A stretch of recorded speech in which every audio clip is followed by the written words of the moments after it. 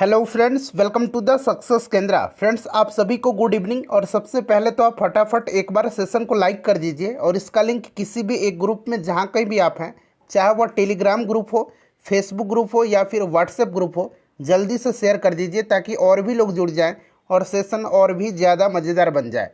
Friends, जैसे आप जानते हैं कि बिहार पुलिस कांस्टेबल की जो भर्ती वर्ष 2023 में 21,391 पदों पर जो आई हुई है, उसके लिए हम लोग रोज़ शाम में एक फुल लेंथ प्रैक्टिस सेट को कवर करते हैं।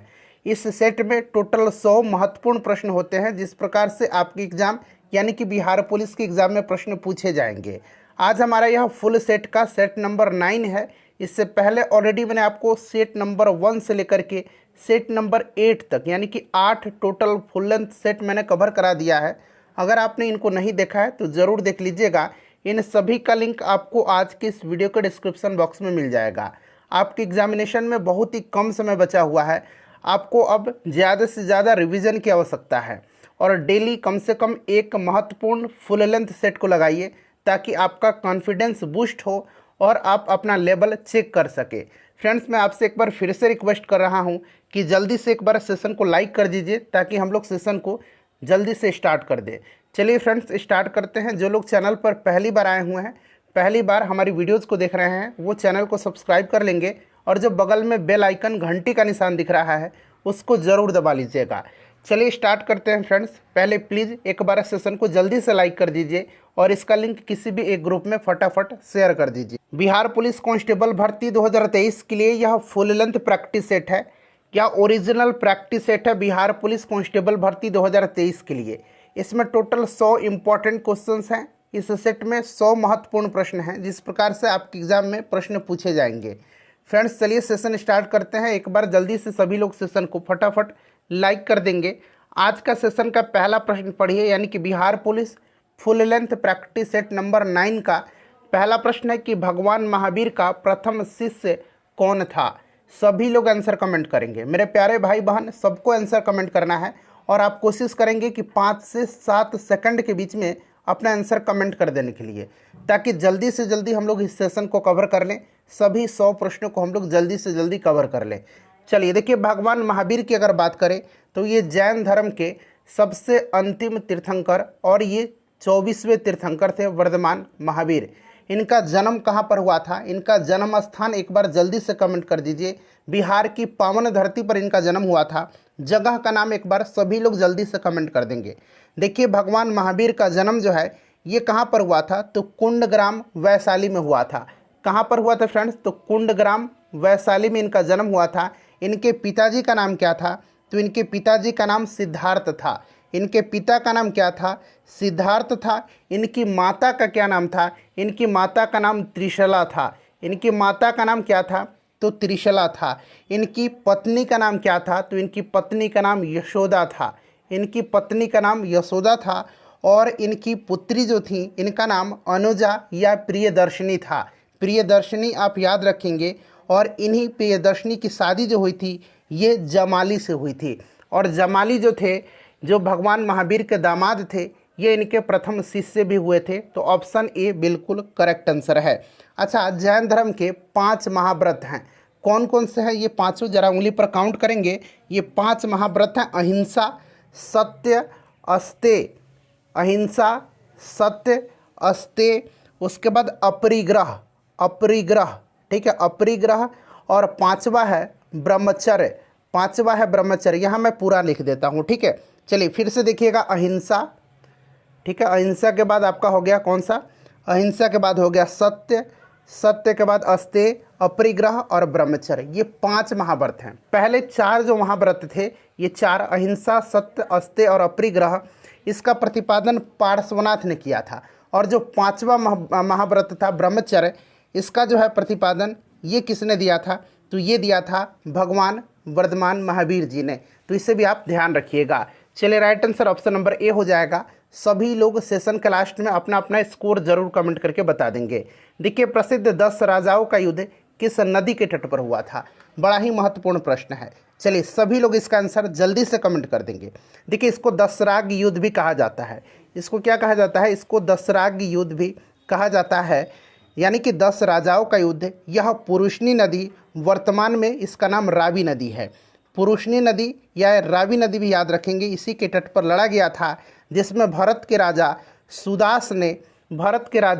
सुदास ने 10 राजाओं को एक संघ में हराया था। ठीक है, 10 राजाओं का एक संघ था, उनको हराया था किसने? सुदास ने। क्लियर है, याद रखिएगा। राइट आंसर इसका हो जाएगा पुरुषनी। नेक्स्ट क्वेश्चन है कि दिल्ली के किस शासक ने सबसे अधिक नहरों का निर्माण करवाया था? बिहार पुलिस के लिए हमने 100 से अधिक महत्वपूर्ण वीडियो को कवर किया हुआ है। मैंने सबका प्लेलिस्ट बना दिया है, लिंक आपको वीडियो को डिस्क्रिप्शन में मिल जाएगा, या फिर आप चैनल पर चले जाइए और बिहार पुलिस वाला प्लेलिस्ट ओपन कर लीजिए, सारा का सारा वीडियोज़ आपको वहाँ पर मिल जाएगा। दिल्ली के किस शासक ने सबसे अधिक नहरों का निर्माण करवाया था? सबसे अधिक नहरों का निर्माण जो है ये करवाया था फिरोज शाह तुगलक ने। फिरोज शाह तुगलक के शासनकाल में भारत में नहरों का सबसे बड़ा जाल का निर्माण कराने के लिए यह प्रसिद्ध है। और देखिए, सिंचाई की सुविधा के लिए इसने 5 बड़ी नहरों का निर्माण करवाया था। सिंचाई की सुविधा के लिए इसने 5 बड़ी नहरों का निर्माण करवाया था। और इसने हर्ब ए सर्ब, यहाँ मैं लिखता हूँ, इसने हर्ब ए सर्ब के नाम से जो है सिंचाई कर लगाया था, जो उपज का 1/10 भाग हुआ करता था। इसे भी आप ज़रूर ध्यान रखेंगे। ठीक है फ्रेंड्स, इसे भी आप ज़रूर ध्यान रखेंगे। और फिरोज शाह तुगलक जो था, इसने दीवाने बंदगान, जो कि एक दास विभाग था, दीवाने बंदगान, दीवाने खैरात, ठीक है, इन सब की स्थापना किसने करवाया था? तो फिरोज शाह तुगलक ने। चलिए अगला प्रश्न है कि निम्नलिखित में से किस सुल्तान ने बेरोजगारों को रोजगार दिलवाया था? किस सुल्तान ने बेरोजगारों को रोजगार दिलवाया था? तो यह सुल्तान कौन था? जल्दी से आंसर कमेंट कर दीजिए। तो राइट आंसर इसका भी ऑप्शन नंबर सी हो जाएगा, फिरोज शाह तुगलक। चलिए अगला प्रश्न और भी बेहतरीन है, सभी लोग इस प्रश्न को लगाइए कि तैमूर के आक्रमण के बाद भारत में किस वंश का राज स्थापित हुआ था? तैमूर के आक्रमण के बाद भारत में किस वंश का राज स्थापित हुआ था? सभी लोग इस प्रश्न को लगाएंगे, सभी लोग आंसर कमेंट करिएगा। बताइए राइट आंसर क्या हो जाएगा। अच्छा, तैमूर ने भारत पर आक्रमण कब किया था? तो 1398 में। याद रखेंगे कब? 1398 ईस्वी में। देखिए ध्यान दीजिएगा, 1398 में तुगलक वंश का जो अंतिम शासक था उसका नाम क्या था? तो उसका नाम था, बताइए राइट आंसर इसका क्या हो जाएगा? बताइए इसका करेक्ट आंसर क्या हो जाएगा? तो देखिए ध्यान दीजिएगा फ्रेंड्स, 1398 ईस्वी में इसने तुगलक शासन को कमज़ोर कर दिया। और देखिए 1412 में जो तुगलक वंश का अंतिम शासक था नासिरुद्दीन, इसकी मृत्यु के साथ ही तुगलक वंश का अंत हो गया। 1413 में सरदारों ने दौलत खां को दिल्ली का सुल्तान चुना, परंतु दौलत खां के सूबेदार खिज्र खां ने इसको पराजित कर दिया। और 1414 ईस्वी में दिल्ली पर अधिकार करके नए वंश सैयद वंश की नींव रखा था। किसने? तो यह सैयद वंश का नींव रखा था किसने? खिज्र खान ने, तैमूर लंग के आक्रमण के बाद। चलिए विजयनगर के उस पहले शासक की पहचान करें जिसने बहमनियों से गोवा छीना था। विजयनगर का वह पहला शासक कौन था जिसने बहमनियों से गोवा छीना था? फ्रेंड्स एक बार मैं आपसे फिर से रिक्वेस्ट कर रहा हूं कि एक बार जल्दी से सेशन को लाइक कर दीजिए। जिन्होंने लाइक नहीं किया अब तक, प्लीज़ फ्रेंड्स एक बार लाइक कर दीजिए। आपके लिए मैं कंटिन्यू मेहनत करता हूं। हमारा प्रयास है इस बार निश्चित रूप से आपको बिहार पुलिस का वर्दी मिल जाए, और इसके लिए मैं लगातार परिश्रम कर रहा हूं। और मेरे से 10 गुना ज़्यादा परिश्रम आपको करना है। इन बचे हुए जो 18-19 दिन हैं, इनमें आप जी तोड़ मेहनत करिए। बताइए, विजयनगर के उस शासक की पहचान करना है, पहला शासक जिसने बहमनियों से गोवा छीना था। तो करेक्ट आंसर इसका हरिहर हो जाएगा। देखिए फ्रेंड्स, बुक्का की मृत्यु के बाद, बुक्का का नाम आपने सुना हुआ है, यहाँ लिखा भी गया है। देखिए, बुक्का की मृत्यु के बाद उसका पुत्र हरिहर द्वितीय सिंहासन पर बैठा और उसने महाराजा धीराज की उपाधि धारण किया था। उसने कनारा, मैसूर, त्रिचनापल्ली, कांची इन सभी प्रदेशों को जीता और श्रीलंका के राजा से राजस्व भी यहाँ तक कि वसूला, और बहमनी राज्य से भी उसका संघर्ष हुआ। और अंततः इसने जो है हरिहर द्वितीय की सबसे बड़ी अगर हम बात करें सफलता, तो बहमनी राज्य से बेलगांव और गोवा छीनना था। बहमनी से कौन कौन छीना था? तो बेलगांव को भी छीना था और गोवा को भी छीना था। तो इसे भी आप जरूर याद रखेंगे। चलिए, भारत में प्रथम रेलवे लाइन किस ब्रिटिश गवर्नर के समय में बिछाई गई थी? सिंपल सा क्वेश्चन है। 1853 ईस्वी में भारत में पहली बार रेलवे लाइन बिछाई गई थी और पहली बार 1853 में बम्बई से थाने के बीच लॉर्ड डलहौजी के समय जो है रेल चलाई गई थी। तो राइट आंसर इसका लॉर्ड डलहौजी हो जाएगा। क्लियर। चलिए 1857 ईस्वी में भारत का गवर्नर जनरल कौन था? ये प्रश्न इसलिए पूछा गया है कि 1857 की क्रांति बड़ा ही महत्वपूर्ण है और बिहार में इसका नेतृत्व किसने किया था 1857 की क्रांति का? तो बाबू वीर कुंवर सिंह जी ने किया था। ये बार बार प्रश्न बनता है, ध्यान रखेंगे। 1857 ईस्वी में भारत का गवर्नर जनरल जो था ये लॉर्ड कौन था? कैनिंग था। ठीक है, भारत का यह उस समय गवर्नर जनरल था और यह आखिरी गवर्नर जनरल था। और लॉर्ड कैनिंग भारत में कंपनी द्वारा नियुक्त यह अंतिम गवर्नर जनरल और ब्रिटिश सम्राट या ब्रिटिश शासन के अधीन नियुक्त यह भारत का पहला वायसराय था। क्लियर है। चलिए उसके बाद देखिएगा कि अंग्रेजी भारतीय सेना में चर्बी वाले कारतूसों से चलने वाली एनफील्ड राइफल कब शामिल की गई थी? ये जो एनफील्ड राइफल थी इसमें क्या होता था कि जो चर्बी युक्त कारतूस होते थे, जो कहा जाता था कि गाय और सूअर की इसमें चर्बी लगी होती थी, उसको दांत से काटना होता था। और यही जो है 1857 की जो क्रांति हुई थी उसका तात्कालिक कारण माना जाता है। और अंग्रेजी भारतीय सेना में चर्बी वाले कारतूस से चलने वाली एनफील्ड राइफल को कब शामिल किया गया था? तो दिसंबर 1856 में इसको शामिल किया गया था। चलिए नेक्स्ट क्वेश्चन है कि 1857 ईस्वी के विद्रोह का नेतृत्व बिहार में किसने किया था? अभी मैंने ये बता भी दिया, इसका आंसर आप कमेंट करके बता दीजिए जल्दी से। चलिए अगला प्रश्न है कि निम्न में से कौन संयुक्त राष्ट्र की सुरक्षा परिषद की अस्थायी सदस्य नहीं है? अच्छा, यहाँ पर ध्यान दीजिएगा, संयुक्त राष्ट्र सुरक्षा परिषद में टोटल कितने सदस्य होते हैं? तो टोटल 15 सदस्य होते हैं। 5 अस्थायी होते हैं और 10 जो होते हैं ये अस्थायी होते हैं। तो वही पूछा गया है कि संयुक्त राष्ट्र की सुरक्षा परिषद की अस्थायी सदस्य नहीं, इन 5 देशों में से, जो यहाँ 5 हैं, इनमें से कौन सा अस्थायी नहीं है? तो देखिए सबसे पहले मैं बता देता हूँ, जो अस्थायी सदस्य देश है यह अमेरिका है, ब्रिटेन है, रसिया है, फ्रांस है और चाइना है। इसमें जर्मनी नहीं है। देखिए यहाँ पर फ्रांस, ग्रेट ब्रिटेन, चाइना दिया गया है, उसके बाद रसिया याद रखेंगे और यूएसए आप याद रखिएगा। ठीक है।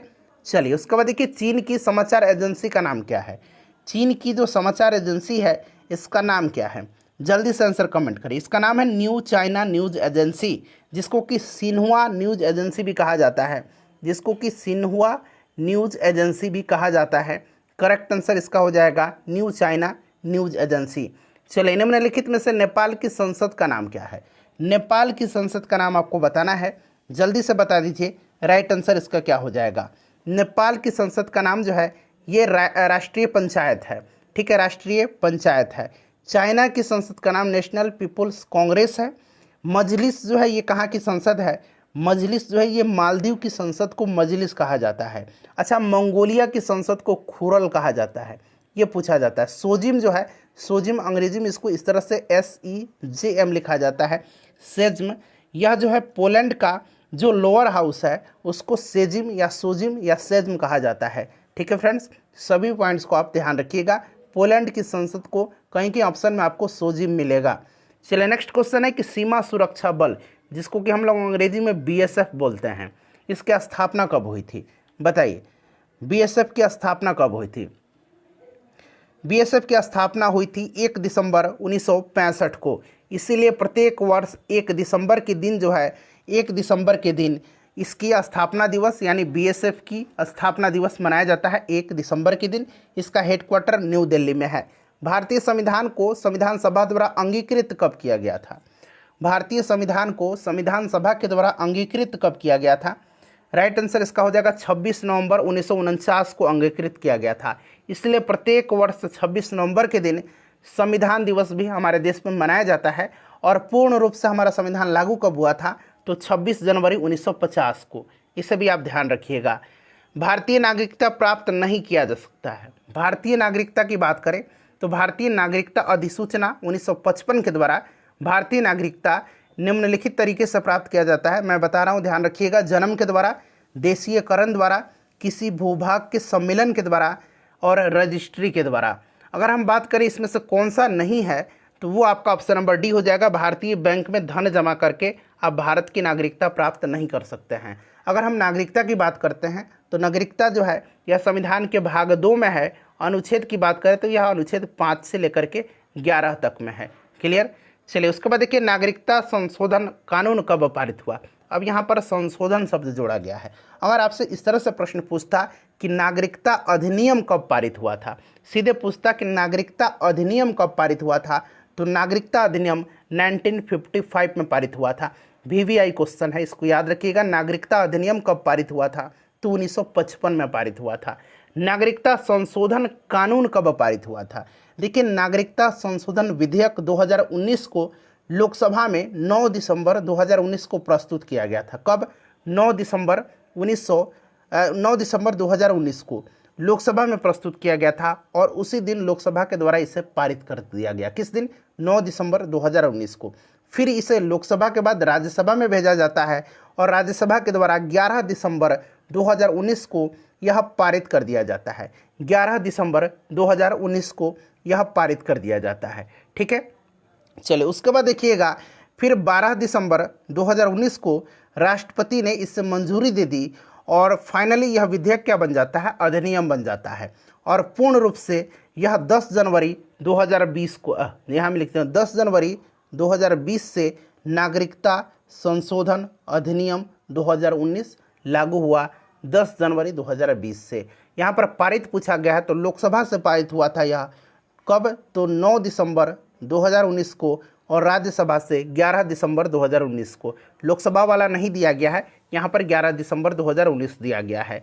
चलिए अगला प्रश्न है कि निम्नलिखित में से किसको संविधान द्वारा मौलिक अधिकारों को लागू करने की शक्ति प्रदान की गई है। चलिए आर्टिकल 32 आपको याद होगा और आर्टिकल 226 भी याद होगा। आर्टिकल 32 के तहत जो है उच्चतम न्यायालय यानी कि सुप्रीम कोर्ट को न्यायालय के मूल अधिकारों को परिवर्तित करने की शक्ति है और आर्टिकल 226 के तहत हाई कोर्ट को यानी कि उच्च न्यायालय को न्यायालय के मूल अधिकार को परिवर्तित करने की शक्ति जो है प्राप्त है। और अनुच्छेद 32 के तहत सुप्रीम कोर्ट और अनुच्छेद 226 के तहत हाई कोर्ट को 5 प्रकार का रिट भी जारी करने का अधिकार है। ये रिट कौन कौन से हैं? तो परमादेश, बंदी प्रत्यक्षीकरण, अधिकार प्रेक्षालेख, उत्प्रेषण तथा प्रतिषेध। ठीक है, याद रखिएगा, ये आपका हो जाएगा भारत के सर्वोच्च और जो उच्च न्यायालय हैं इनको। चलिए अगला प्रश्न है कि विश्व में गेहूं का उत्पादक देश कौन सा है। सबसे बड़ा पूछा जा रहा है प्रश्न में, तो गेहूं का सबसे ज़्यादा उत्पादक जो देश है यह चाइना है। हमारा प्यारा भारत दूसरे नंबर पर आता है। ढाका किस उद्योग के लिए प्रसिद्ध है? बांग्लादेश की यह राजधानी है ढाका। बताइए किसके लिए यह प्रसिद्ध है? तो ढाका जो है यह प्रसिद्ध किसके लिए है? तो याद रखिएगा ढाका जो है यह प्रसिद्ध है किसके लिए? तो यह कासीन उद्योग के लिए प्रसिद्ध है। समुद्र तल पर पृथ्वी के केंद्र के सबसे निकट स्थान कौन सा है? समुद्र तल पर पृथ्वी के केंद्र के सबसे निकट स्थान क्या है? चलिए बताइएगा, इसका राइट आंसर क्या हो जाएगा? सभी लोग इसका आंसर कमेंट करेंगे। मेरे प्यारे भाई बहन जल्दी से आंसर कमेंट करिए, बड़ा ही महत्वपूर्ण प्रश्न है। और एक बार प्लीज़ फ्रेंड्स सेशन को लाइक कर दीजिए। मैं आपसे बार बार रिक्वेस्ट करता हूं बट आप लोग लाइक नहीं करते हैं। प्लीज़ एक बार सेशन को जल्दी से सभी लोग लाइक कर देंगे। चलिए, समुद्र तल पर पृथ्वी के केंद्र से सबसे निकट स्थान जो है यह स्थान उत्तरी ध्रुव है। कौन सा है? उत्तरी ध्रुव है, याद रखिएगा। चलिए नेक्स्ट क्वेश्चन है कि ग्रैंड कैनियन है। अच्छा, ग्रैंड कैनियन क्या है? ग्रैंड कैनियन जो है यह कहाँ पर है? तो यह संयुक्त राज्य अमेरिका के एरिजोना प्रांत में है। किस नदी पर स्थित है? तो यह कोलोराडो नदी पर स्थित है। किस नदी पर है? तो यह कोलोराडो नदी पर है। क्या कोलोराडो नदी पर है? तो ग्रैंड कैनियन। और यह क्या है? तो यह एक गॉर्ज है। गॉर्ज का मतलब क्या होता है कि खड़े किनारे के साथ एक संकरी गहरी घाटी है। ठीक है, गॉर्ज। तो यहाँ पर देखिए गहरी घाटी दिया गया है। अगला प्रश्न कि विश्व की बृहत्तम डेल्टा निर्मित है। विश्व की बृहत्तम डेल्टा जो है यह निर्मित है, तो यह निर्मित है गंगा और ब्रह्मपुत्र के द्वारा। गंगा और ब्रह्मपुत्र के द्वारा यह बांग्लादेश और भारत के पश्चिम बंगाल जो राज्य है वहाँ पर बंगाल के खाड़ी के समीप यह स्थित है। ठीक है, सुंदरवन आपने नाम सुना भी होगा। चलिए, सबसे बड़ा नदी द्वीप माजुली द्वीप है ब्रह्मपुत्र नदी के द्वारा असम में, माजुली द्वीप। चलिए, निम्नलिखित में से किस राज्य में सर्वाधिक क्षेत्र वनों के अंतर्गत पाया जाता है? सर्वाधिक क्षेत्र वनों के अंतर्गत इसमें से निम्नलिखित में से अगर हम बात करें कि जो नया फॉरेस्ट रिपोर्ट है 2021 वाला, उसके अनुसार सबसे ज़्यादा तो आपको मध्य प्रदेश में पता ही है, लेकिन ऑप्शन के हिसाब से देखिए मध्य प्रदेश, उसके बाद अगर बात करें तो अरुणाचल प्रदेश आता है। तो ऑप्शन में यहाँ पर देखिए अरुणाचल प्रदेश दिया गया है। वहीं अगर क्षेत्रफल के हिसाब से पूछ लेता तो प्रतिशत के हिसाब से पूछ लेता तो यह मिजोरम हो जाता। प्रतिशत के हिसाब से अगर पूछता तो यह मिजोरम हो जाता। ठीक है, चलिए आगे बढ़ेंगे, अगला प्रश्न कर लेंगे फ्रेंड्स कि भारत में जनसंख्या के अनुसार तीसरी और क्षेत्र में 12वां राज्य कौन सा है। इसका आंसर मैं चाहता हूं कि आप लोग कमेंट करके बताएंगे। मैं आगे बढ़ता हूं, इसका आंसर आप लोग जल्दी से पहले कमेंट कर दीजिए। ठीक है, चलिए बड़ी लाइन की दो पटरियों के बीच की दूरी कितनी होती है। बड़ी लाइन के बीच होती है 1.676 मीटर, या फिर हम बात करें तो यह होता है 5 फीट 6 इंच, 5 फीट 6 इंच। ठीक है, यानी कि ये बात हो रहा है 5.5 फीट की। क्लियर है, याद रखिएगा। चलिए आगे बढ़ेंगे कि अंटार्कटिका में भारत के तृतीय शोध केंद्र का नाम क्या है। अंटार्कटिका में पूछा गया है, चलिए बताएंगे। देखिए दक्षिण गंगोत्री अंटार्कटिका में भारत का पहला अनुसंधान केंद्र है। ठीक है, दक्षिण गंगोत्री। दूसरा कौन सा है, दूसरा मैत्री है, और तीसरा कौन सा है, तो तीसरा भारती है। तो यही पूछा गया तीसरा, तो तीसरा आपका भारती हो जाएगा। पहला पूछेगा तो दक्षिण गंगोत्री, दूसरा पूछेगा तो मैत्री, और तीसरा पूछा है तो ये भारती हो जाएगा। चलिए अगला प्रश्न करेंगे कि अंतर्राष्ट्रीय महिला दिवस कब मनाया जाता है। अंतर्राष्ट्रीय महिला दिवस जो है यह प्रत्येक वर्ष कब मनाया जाता है, तो यह प्रत्येक वर्ष मनाया जाता है कब, 8 मार्च के दिन। और इस वर्ष इसका थीम क्या था, तो इसका थीम था डिजिट ऑल। यहाँ मैं लिखता हूँ डिजिट ऑल, इस तरह से digit all innovation and technology for gender equality.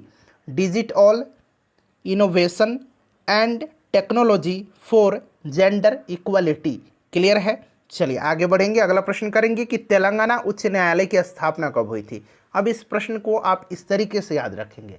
दरअसल आंध्र प्रदेश से जब अलग हुआ था तेलंगाना, तो हाई कोर्ट जो था इसका, जो हैदराबाद था, हैदराबाद वाला क्या था, आंध्र प्रदेश का भी था और सम्मिलित रूप से तेलंगाना का भी था। लेकिन जब तेलंगाना उच्च न्यायालय की स्थापना पूछा जा रहा है तो यह हुआ था कब, तो इसको याद रखेंगे। राइट आंसर इसका क्या हो जाएगा, तो याद रखिएगा फ्रेंड्स, इसका जो करेक्ट आंसर हो जाएगा 2019 में। कब, तो 2019, 1 जनवरी 2019।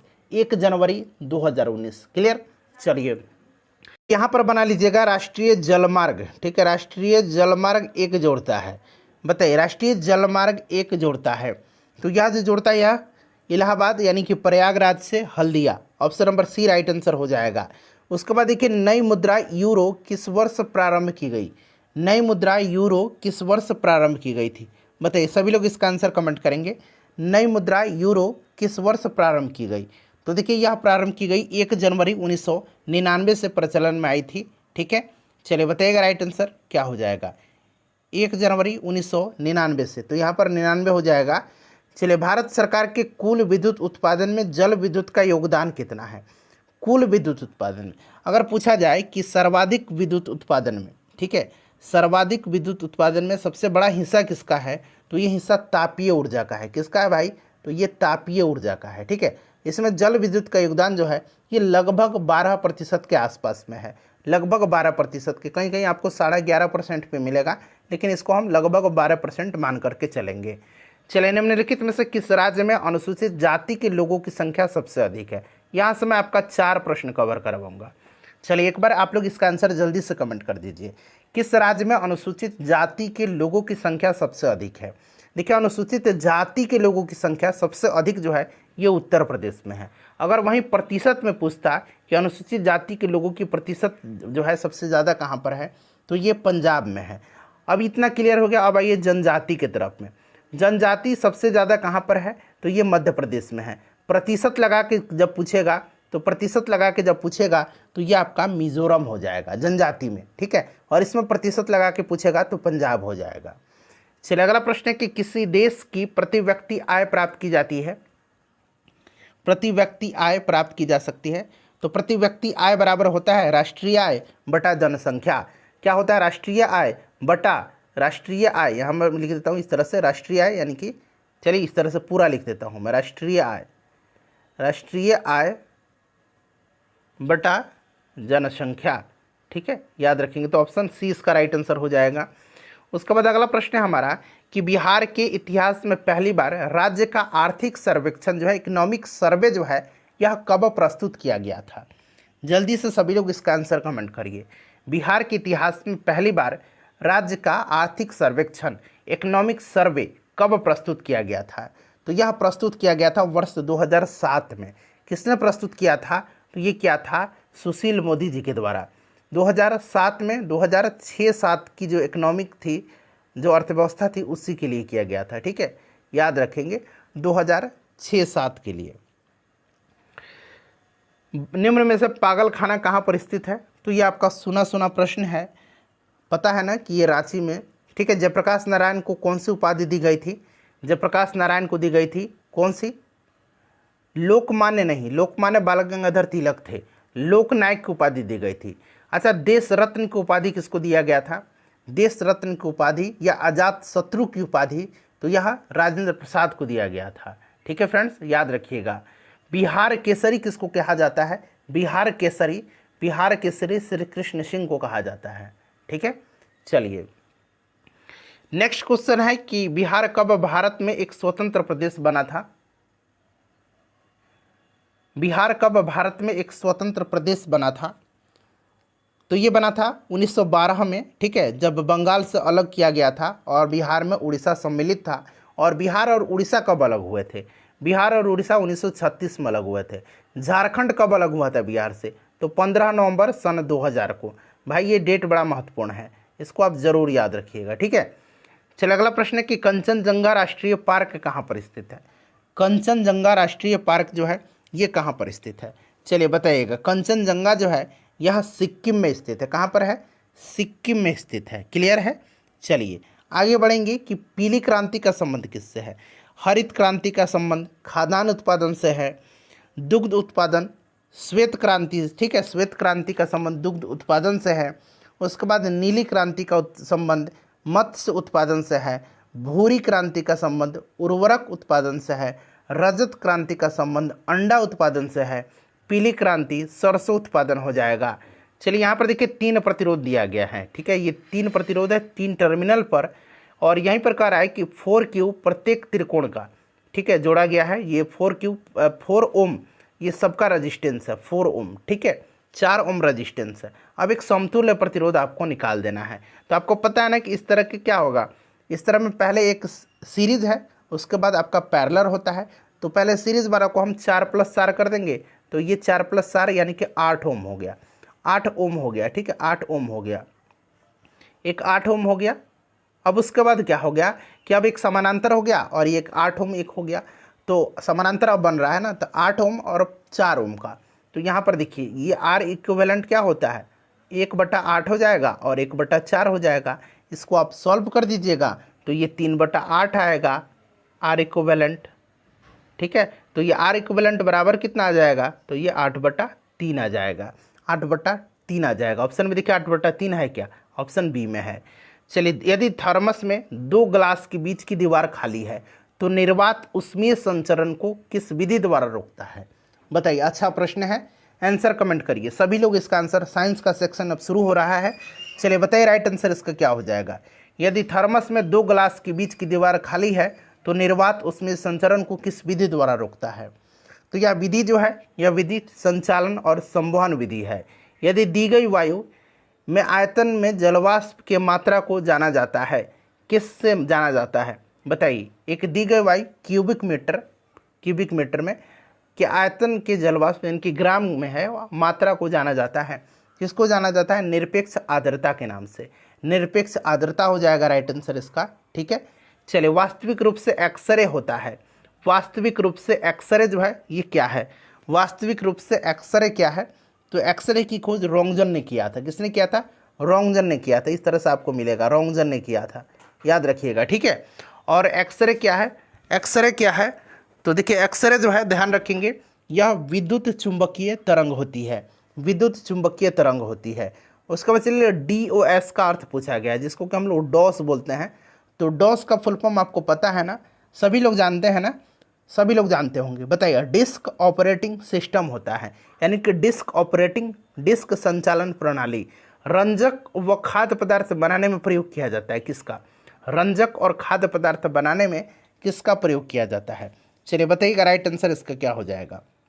सभी लोग इसका आंसर कमेंट करेंगे। करेक्ट करिए, इसका करेक्ट आंसर कमेंट करिए। तो ये कैरामल का इस्तेमाल किया जाता है, ठीक है, ध्यान रखिएगा। निम्नलिखित शब्दों में से कौन सा शब्द इंटरनेट कार्य प्रणाली से संबंधित है? इंटरनेट कार्य प्रणाली से संबंधित इसमें से कौन सा है? तो ये www. आपने पढ़ा है ना, www.फलाना.com, ठीक है, HTTP, ईमेल, ये सारे हैं। तो ऑप्शन डी इसका करेक्ट आंसर हो जाएगा, ठीक है। अच्छा, www का फुल फॉर्म क्या होता है? वर्ल्ड वाइड वेब होता है, वर्ल्ड वाइड वेब होता है, याद रखिएगा। अच्छा, इस HTTP का फुल फॉर्म क्या होता है? इस HTTP का फुल फॉर्म क्या होता है? बताइए, इसका राइट आंसर क्या हो जाएगा? HTTP का फुल फॉर्म होता है, क्या होता है फुल फॉर्म इसका? Hyper text transfer protocol, hyper text transfer protocol, ठीक है। चलिए, और ईमेल का इलेक्ट्रॉनिक मेल होता है। मानव मस्तिष्क में याददाश्त का स्थान जाना जाता है, मानव मस्तिष्क में याददाश्त का स्थान जाना जाता है। बताइए, देखिए, एक हाइपोथैलेमस है। हाइपोथैलेमस क्या करता है? तो हाइपोथैलेमस प्यार, खुशी, गम, घृणा, पसीना, गुस्सा, इन सब का नियंत्रण, भूख, प्यास, ताप, इन सब का है, ठीक है। एक सेरिबेलम है, एक सेरिबेलम है, शरीर का संतुलन बनाए रखता है, और एक सेरिब्रम है। सेरिब्रम सबसे विकसित भाग होता है, और यही जो है याददाश्त, ठीक है, स्मरण शक्ति जिसकी बात की जा रही है, इसके लिए यह जाना जाता है। चलिए, मनुष्य के द्वारा जो दांत हैं इनके काटने के लिए प्रयोग में कौन सा है दांत, उसका नाम पूछा गया है। मनुष्य द्वारा काटने के लिए प्रयोग किया जाने वाला दांत का नाम क्या है? तो ये दांत कृंतक हैं। उसके बाद कृंतक की बात करें तो ये आपका कृंतक के बाद जो है, उसके बाद रदनक है, रदनक के बाद चवर्णक है, अग्रचवर्णक है। कृंतक, रदनक आपने पढ़ा होगा, कृंतक के बाद रदनक, उसके बाद चवर्णक और अग्रचवर्णक।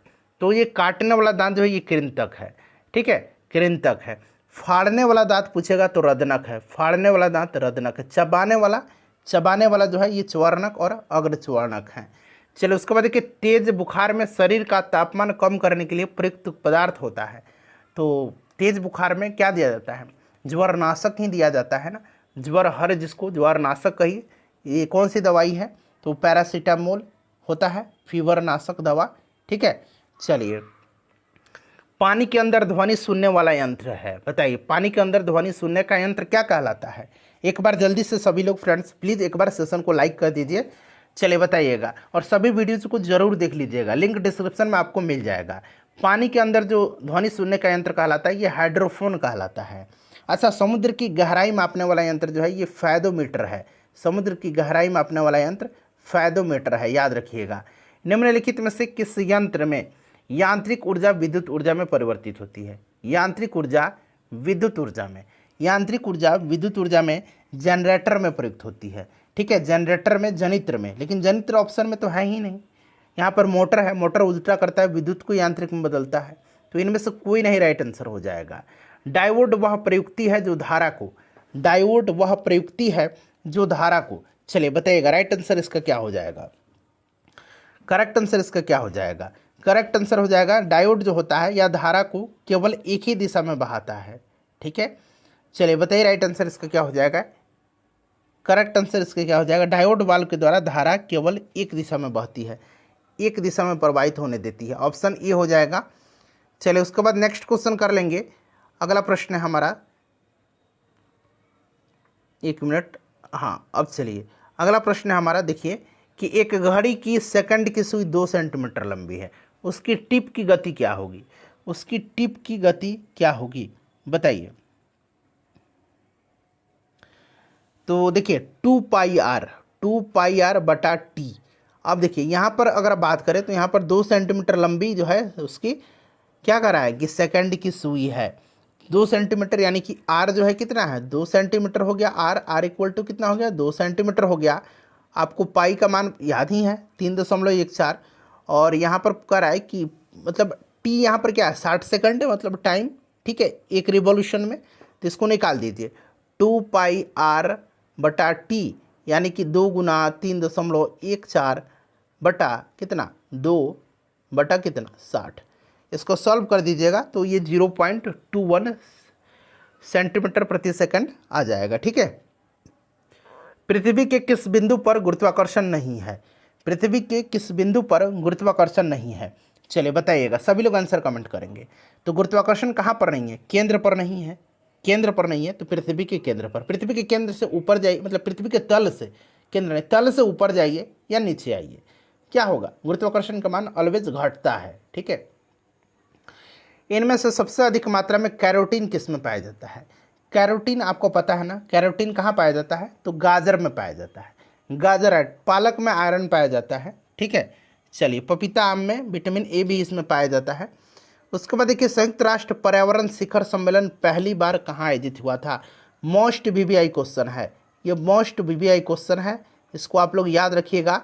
याद रखिएगा कि संयुक्त राष्ट्र पर्यावरण शिखर सम्मेलन पहली बार कहाँ पर आयोजित हुआ था, कब हुआ था, सन भी याद रखना है। अगर आप जानते हैं तो जगह और सन दोनों ज़रा कमेंट करके तो मुझे बताइए। अगर आप कमेंट कर देंगे तो समझ जाइए कि आपकी तैयारी बहुत ही बेहतरीन है।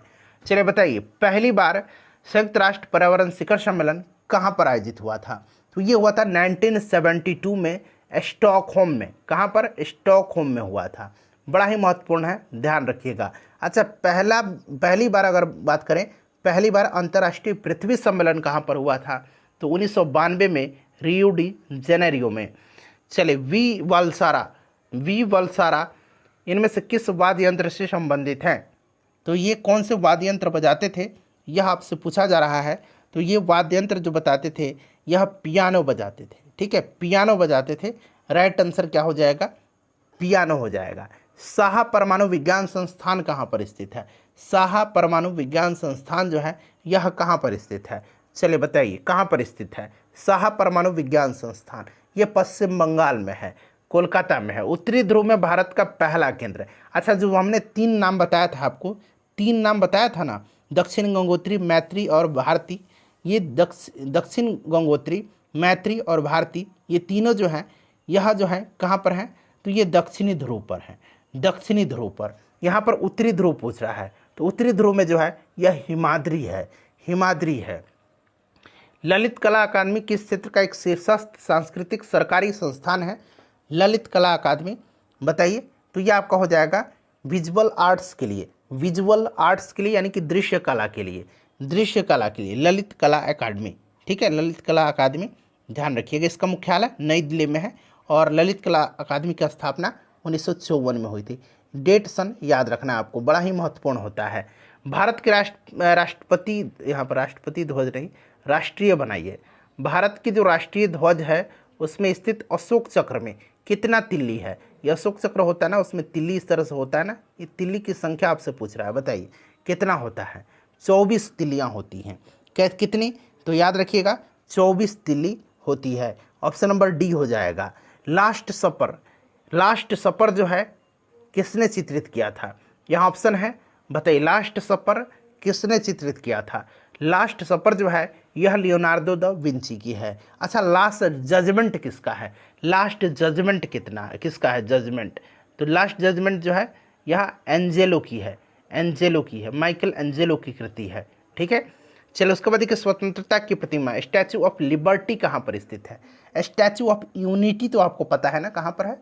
स्टैचू ऑफ यूनिटी गुजरात में है। सरदार वल्लभ भाई पटेल की उतनी बड़ी विशाल प्रतिमा आपको याद भी होगा, जब इसका अनावरण किया गया था तो गुजरात में है स्टैचू ऑफ क्या? यूनिटी। और स्टैचू ऑफ लिबर्टी जो है ये कहाँ पर है? तो याद रखेंगे यह न्यूयॉर्क में है, अमेरिका के। चले, विश्व में जीसस क्राइस्ट की सबसे बड़ी मूर्ति कहाँ पर है? जीसस क्राइस्ट की सबसे बड़ी मूर्ति जो है यह कहाँ पर है? तो ये फ्रेंड्स जल्दी से कमेंट कर दीजिए, यह कहाँ पर है? शहर का भी नाम अगर जानते हैं तो कमेंट करिए। यह ब्राज़ील में है। ठीक है, यह ब्राज़ील में रियो डी जेनेरियो में है, ब्राज़ील में। संतोष ट्रॉफी किस खेल से संबंधित है? संतोष ट्रॉफी किस खेल से संबंधित है? सभी लोग आंसर कमेंट करिए। संतोष ट्रॉफी किस खेल से संबंधित है? संतोष ट्रॉफी किस खेल से संबंधित है? चलिए जल्दी से आंसर कमेंट कर दीजिए। देखिए, Santosh trophy, Roberts cup, Merdeka cup, ठीक है, फीफा वर्ल्ड कप तो आपको पता ही है, फुटबॉल से संबंधित है। डुरंड कप भी याद रखेंगे, डुरंड कप, ये सारे फुटबॉल से हैं। उसके बाद देखिएगा कि स्वास्थ्य मन, यहाँ पर देखिए, स्वस्थ मन स्वस्थ घर किस मंत्रालय के द्वारा शुरू की गई एक पहल है? बताइए। स्वस्थ मन स्वस्थ घर जो है, यह स्वस्थ यहाँ पर बन ली, स्वास्थ्य नहीं होगा, इस तरह से होगा स्वस्थ। चलिए बताइए, तो यह किस मंत्रालय की पहल है? तो यह मंत्रालय है स्वास्थ्य एवं परिवार कल्याण मंत्रालय। केंद्र शासित प्रदेश लद्दाख के नए उपराज्यपाल, इंपॉर्टेंट क्वेश्चन है। बताइए, केंद्र शासित प्रदेश लद्दाख के नए राज्यपाल बने हैं डॉक्टर बी.डी. मिश्रा। कौन बने हैं भाई? तो इनका नाम याद रखेंगे, डॉक्टर बी.डी. मिश्रा बने हैं। चलिए, और लद्दाख का अगर प्रथम राज्यपाल पूछेगा, उपराज्यपाल, लेफ्टिनेंट गवर्नर, प्रथम उपराज्यपाल लद्दाख का, तो राधा कृष्ण माथुर। ठीक है, राधा कृष्ण माथुर याद रखिएगा। चलिए, भारत में अगर बात करें तो डिजिटल पेमेंट उत्सव किस मंत्रालय के द्वारा शुरू की गई एक पहल है? डिजिटल पेमेंट उत्सव किसकी पहल है? डिजिटल पेमेंट उत्सव जो है यह शुरू किया है इलेक्ट्रॉनिक्स और आईटी मंत्रालय के द्वारा। इलेक्ट्रॉनिक्स और आईटी मंत्रालय, option number D right answer हो जाएगा। अम्बुज का पर्यायवाची शब्द, अम्बुज, अम्बुज किसका पर्यायवाची शब्द है? बड़ा महत्वपूर्ण है, बताइए। जो लोग जानते हैं कमेंट करिए। अम्बुज जो है ये कमल का पर्यायवाची शब्द है, कमल का। ठीक है, कमल का पर्यायवाची शब्द होता है अम्बुज, पंकज, नीरज, सरोज, जलज। ठीक है, अरविंद, उत्पल, तो ऑप्शन ए हो जाएगा। चलिए, अनाहुत का विलोम क्या होगा? अनाहुत का विलोम क्या होगा? अनाहुत का विलोम बताइए क्या होगा? तो अनाहुत का विलोम जो होगा, देखिए शंख भी होता है, इसलिए कंफ्यूज मत होइएगा। चलिए, अनाहुत का विलोम होता है आहूत, आहूत हो जाएगा। ठीक है, चलिए, जिस स्त्री के पुत्र और पति न हो, जिस स्त्री के पुत्र और पति न हो, इस वाक्य के लिए एक शब्द आपको बताना है, तो वो कहलाता है अवीरा, अवीरा कहलाती है। कलई खोलना मुहावरे का अर्थ क्या है? कलई खोलना मतलब क्या होगा इसका? रंग उतर जाना, नहीं नहीं, भेद खुल जाना, भेद प्रकट हो जाना। ठीक है, किस शब्द में आ उपसर्ग नहीं है? आ उपसर्ग जो है ये क्या लगता है? उपसर्ग पहले लगता है, प्रत्यय बाद में लगता है, सही है ना? बताइए। तो इसमें देखिए आदरणीय में जो है इसमें प्रत्यय है, आदरणीय में प्रत्यय है, कौन सा प्रत्यय? तो निया प्रत्यय है आदरणीय में, तो ये इसमें प्रत्यय है। बाकी इसमें देखिए इसमें उपसर्ग है, आ उपसर्ग। चलिए, नायक का संधि विच्छेद में से कौन सा है? नायक का, तो नायक का संधि विच्छेद जो है बताइए, थोड़ा सा डिफिकल्ट है लेकिन आपने पढ़ा है तो आपको याद होगा। ये आपका होता है नय प्लस अक। ठीक है, option number B right answer हो जाएगा। चलो, उसके बाद देखिएगा कि मुझे बताओ कि तुम्हारा जन्म कब और कहाँ हुआ था। वाक्य का भेद बताइए। मुझे बताओ कि तुम्हारा जन्म कब और कहाँ हुआ था, बताइए। राइट आंसर क्या हो जाएगा? तो ये देखकर ही पता चल रहा है कब और कहाँ हुआ था, यानी कि यह मिश्र वाक्य है। दिए गए वाक्य की किस भाग में त्रुटि है? पिताजी मेरे परीक्षा फल से संतुष्ट नहीं हुए, तो यहाँ कहीं भी त्रुटि नहीं है, मेरे ख्याल से इसमें कहीं भी त्रुटि नहीं है। देखिए, संतुष्ट यहाँ इस तरह से लिखा गया है, यहाँ इस तरह से लिख दिया गया है, तो ये संतुष्ट इस तरह से ज़्यादातर लिखा जाता है, या इस तरह से भी अगर लिखा गया है तो वो गलत नहीं है।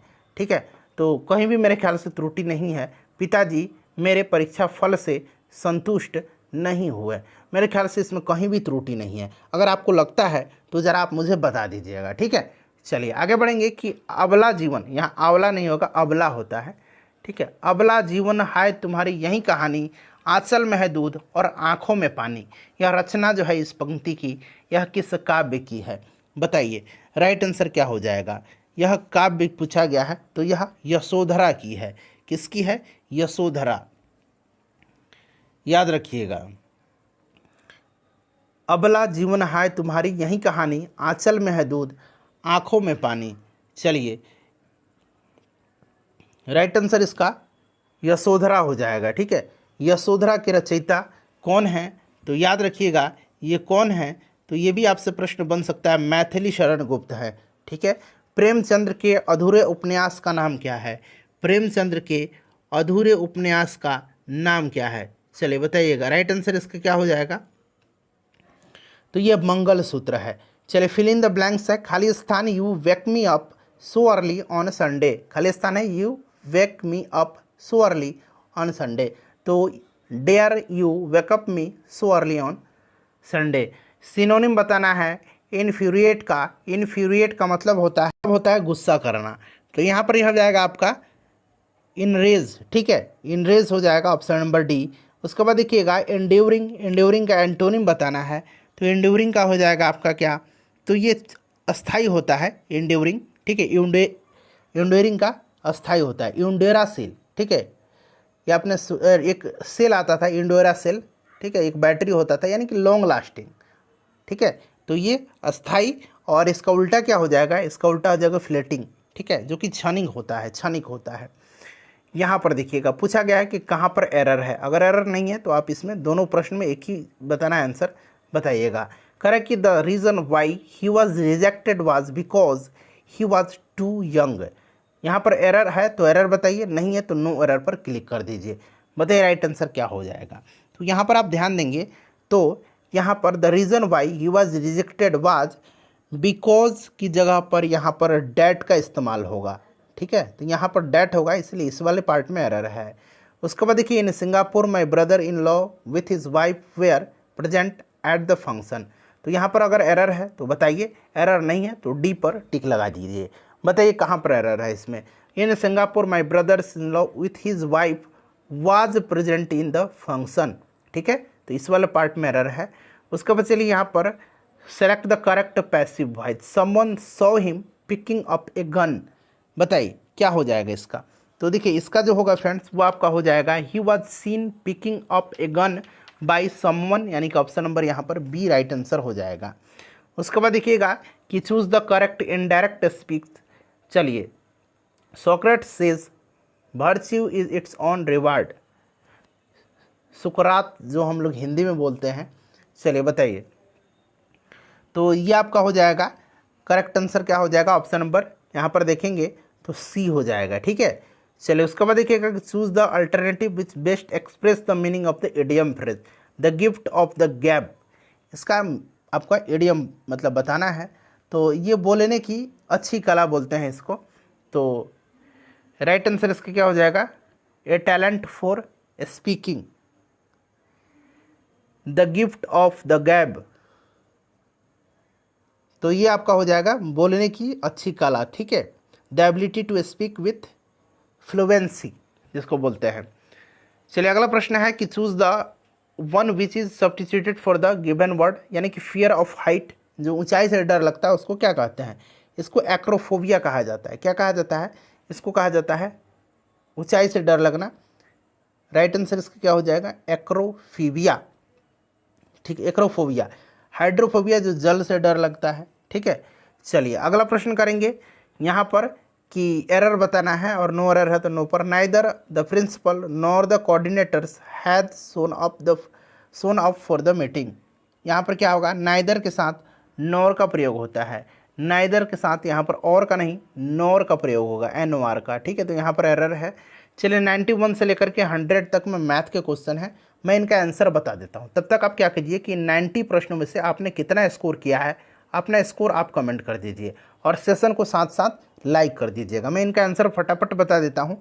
91 का करेक्ट आंसर ऑप्शन नंबर यहाँ पर देखेंगे तो ये हो जाएगा। PDF टेलीग्राम पर मिल जाएगा आपको, टेलीग्राम से जुड़िए। ठीक है, ऑप्शन नंबर बी है। एक बार सेशन को जल्दी से फ्रेंड्स लाइक कर दीजिए, सभी लोग लाइक कर देंगे।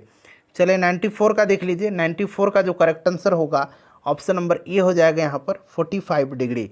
95 का देखिए, 95 का जो करेक्ट आंसर होगा ये ऑप्शन नंबर आपका यहाँ पर ए हो जाएगा। ठीक है, चलिए उसके बाद अगला प्रश्न कर लेंगे यहाँ पर 96 का जो राइट आंसर होगा ये ऑप्शन नंबर ए हो जाएगा 0.67 mm। उसके बाद 6400 रुपीज़ का हो जाएगा ऑप्शन नंबर यहाँ पर देखिए तो बी हो जाएगा। 98 का करेक्ट आंसर 98 का ऑप्शन नंबर सी हो जाएगा यहाँ पर। ठीक है, 7200। उसके बाद 99 का 440 रुपया हो जाएगा ऑप्शन नंबर ए। और आखिरी क्वेश्चन 100 का जो करेक्ट आंसर होगा ये आपका 15 डेज यानी कि 15 दिन हो जाएगा।